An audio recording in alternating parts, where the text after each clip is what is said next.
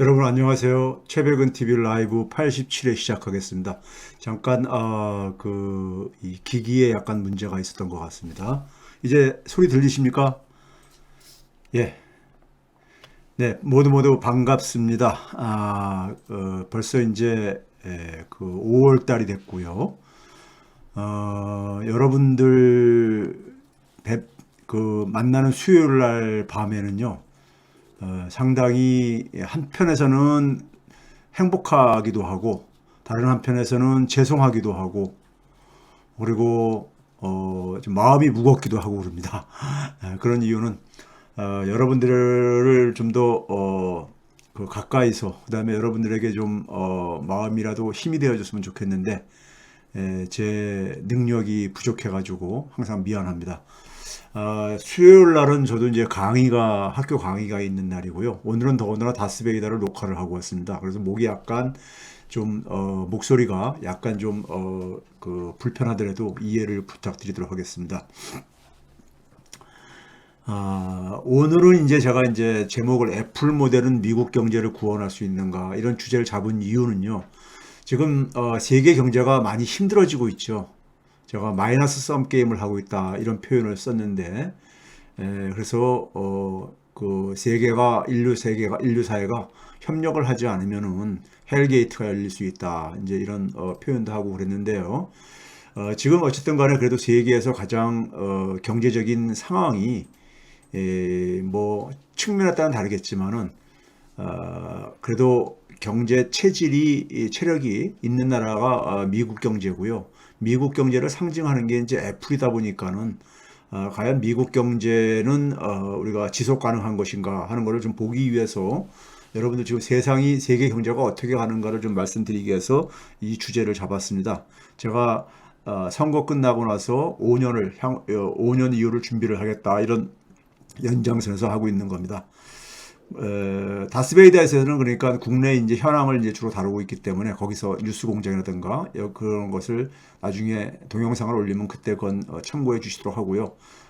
최백은 TV에서는 좀 우리가 미래를 놓고 좀 미래와 관련된 이러한 좀 주제를 가지고 좀 말씀을 드리도록 하겠습니다. 예를 들면 이런 것들을 방송이나 다스베이다 같은 데서 할 수가 없기 때문에 그렇습니다. 이해를 해주시기 바랍니다. 자, 그걸 하기 전에요. 우리가 최근에 우리가 하나 이제 반가운 소식이 하나가 들어왔어요. 반가운 소식이 들어왔는데, 문재인 정부가 이제, 다음 주 이제 화요일이면 이제, 윤석열 정부에게 이제 넘겨주고, 이제 마침표를 찍게 되잖아요. 그런데 이게 이제 KBS 뉴스, 4월 29일자니까요. 4월 29일자 그 기사인데 문재인 대통령이 저기 뭡니까 손석희 앵커하고 얘기를 했었나요? 하면서 이 용산 집무실 이전에 대해서 이거 꼭 해야 하나 이런 이제 문제를 지적하니까는 윤석열 측에서 독재, 권위주의 권력 뭐 이런 식의 표현을 막 이제 내뱉었어요. 내뱉었는데 이걸 보면서 참 그냥 너무 막말을 내뱉는다는 생각이 들어가지고 제가 이와 관련된 하나 군 뉴스를 하나 드리겠습니다. 이 밑에 보게 되면 V댐이라고 돼 있죠. V댐 인스티튜트. 이게 뭐냐면은 V가 버라이어티, 다양성의 약자입니다. 그러니까 민주주의 다양성 연구소입니다. 스웨덴에 있는 여기서 이제 그러니까는 최근에 2022년도 민주주의 보고서가 나왔어요. 매년 3월 달에 이제 그러니까는 이 보고서가 나옵니다. 나오는데 독재의 성격이 이제 그러니까 변화하고 있는 이런 제목을 가지고 이제 했는데 여기서 보시게 되면은요. 우리나라가 이게 지금 2016년도 이 민주주의 수준입니다. 그러니까 2016년 거는 2017년에 나옵니다. 2017년 보고서로 나오는데, 그러니까 박근혜 정부 마지막 해였었죠. 그때 우리나라의 민주주의 수준. 참고로 이 스웨덴의 민주주의 다양성 연구소가 전 세계 그러니까 민주주의 수준을 측정하는 그 기관이 여러 개가 있습니다. 근데 그 중에서 가장 제가 볼 때는 학계에서는 가장 그러니까는 정밀하게 측정하는 연구소로 이제 우리가 명성을 갖고 있습니다. 그 이유는 전 세계에 있는 수백 수천 명의 그러니까는 그 연구자들을 협업을 통해서 하고 있고요. 하고 있고 상당히 민주주의를 굉장히 그 다양한 측면에서 측정을 하고 있습니다. 여기서도 보시게 되면은 5가지 항목을 가지고 해가지고 점수를 이제 그러니까 합산을 만들고 있는데 2016년에 보게 되면 우리나라가 37위였습니다. 저 밑에 쪽 보이죠? 민주주의 다양성 연구소가 전 세계 179개 국가를 대상으로 합니다. 179개 국가를 대상으로 해가지고 10개 그룹으로 나눕니다. 1그룹부터 해서 10그룹까지 나누는데 1그룹을 하게 되면 한 17개 국가가 이제 속하게 되겠죠. 17개 국가가 속하는데 우리나라가 2016년에 37위를 했습니다. 박근혜 정부 말기 때요. 그러니까 사실상 3그룹이죠. 2그룹도 안 되고 3그룹이죠. 그러니까 민주주의가 굉장히 그러니까는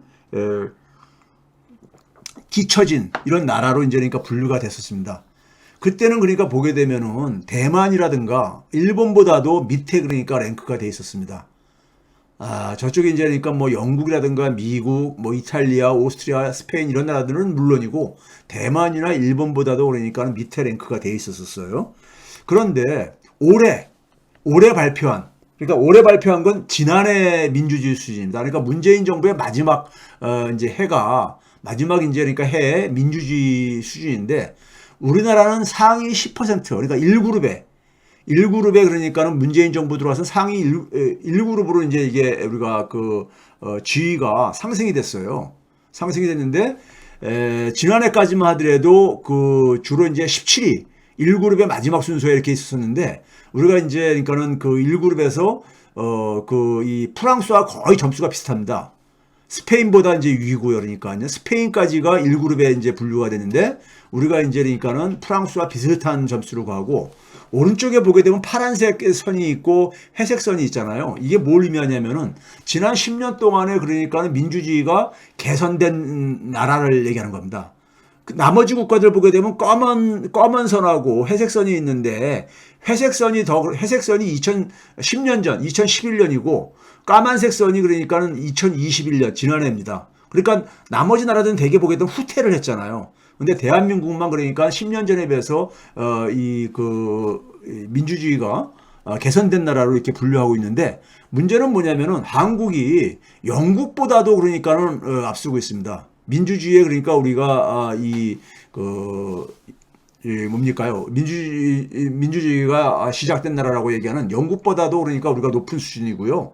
영국은 2그룹으로 밀려났습니다. 이탈리아도 그렇고 캐나다, 아이슬란드, 오스트리아.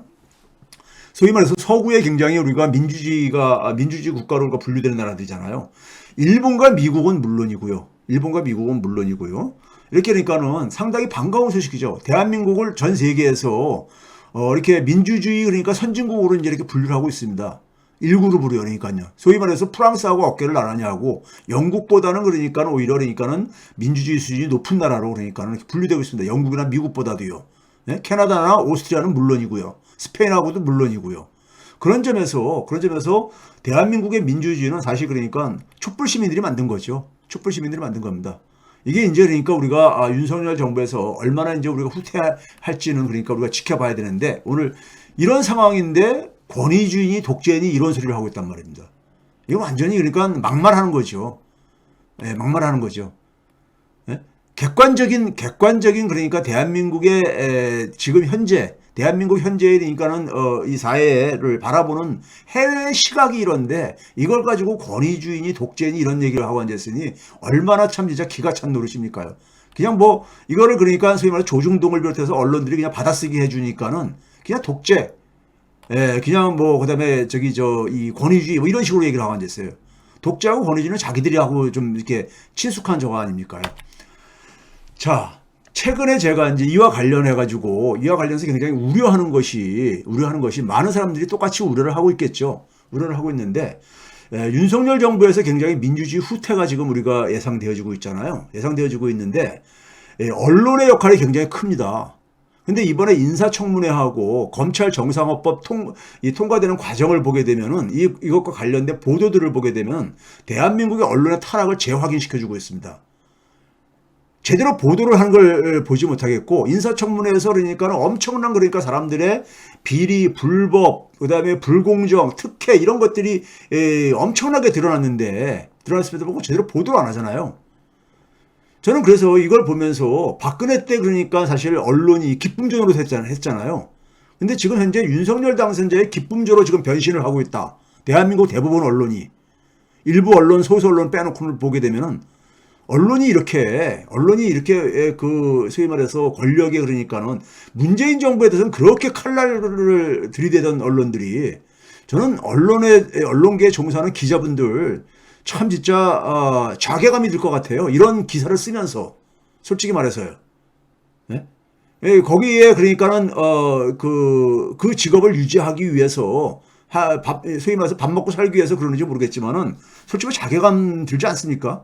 자신들도 알 텐데. 그러면 이러한 상황 속에서 언론이 자기 역할을 못하게 되면은 지금 윤석열 정부의 시각은 완전히 80년대로 지금 맞춰져 있잖아요. 80년대로 회귀하려고 하는데 윤석열 정부의 코드에 맞춰가지고 80년대 우리가 경험했던 게 뭡니까? 소위 보도지침이죠. 보도지침. 옆에 나라는 일본이, 그러니까 일본은 지금도 하고 있는 보도지침. 이게 다시 부활할 게 굉장히 우려됩니다. 대한민국 언론들이 만약에 대한민국의 민주주의가 윤석열 정부에서 후퇴한다면은 이건 전적으로 그러니까는 언론의 책임입니다. 언론에 대해서 저는 역사학자로서 그걸 기록을 남길 생각입니다. 언론의 역할을 주목을 하면서요.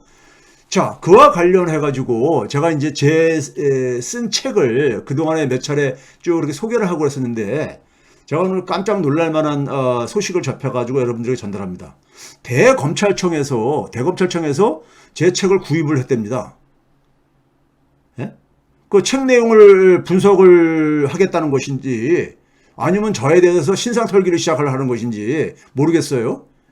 그러면 이걸 어떻게 알았느냐? 어떻게 알았냐면요. 출판사를 통해서 알았어요. 이게 출판사에서 그러니까 이래서 책을 주문하게 되면 이 발주처들 이런 게 나오거든요. 근데 중간에 보게 되면 맨 끝에 납품기관이 대검찰청으로 돼 있잖아요. 이게 그러니까 결제하면서 이제 그러니까 이게 이제 그러니까는 나온 건데. 그래서 여기 보시게 되면 납품기관들이 경상남도 교육청부터 해서 부산대학교 제주특별자치도의회가 쭉 있는데 중간에 대검찰청이 있잖아요. 대검찰청에서 책을 구입했다고 출판사에서 연락을 받았어요. 대검찰청에서 제 책에 대해서 관심 가져주는 건 좋은데, 이게 그러니까 저에 대한 신상 털기가 아니길 제발 빕니다. 대한민국의 그러니까는 검찰 수준이 그러니까는 검찰의 체면을 그러니까 제대로 지켜주기를 바라는 마음에서 말씀드립니다. 대검찰청에서도 보는 책입니다. 제 책은 그러니까 대검찰청에서도 보는 책인데, 그러니 당연히 촛불 시민들은 당연히 보셔야 되겠죠. 그래서 대검찰청에서 제 책을 뒤늦게 4월 달에 구입을 했다더라고요. 이 책이 나온 지는 몇 달 됐는데 대검찰청에서 최근에 이렇게 선거 끝나고 나서 구입을 했다는 것은 뭘 의미할까요? 뭘 의미할까요? 참, 이제 그러니까 저는 책을 구입해서 분석할 정도면은 저에 대한 나머지에 대해서는 얼마나 관심이 많겠습니까? 저에 대해서 관심 갖는 건 좋은데, 국가에 그러니까 녹을 먹으시는 공무원 공직자분들이 좀 제발 그 공직자의 중심을 잃지 않기를 바랍니다.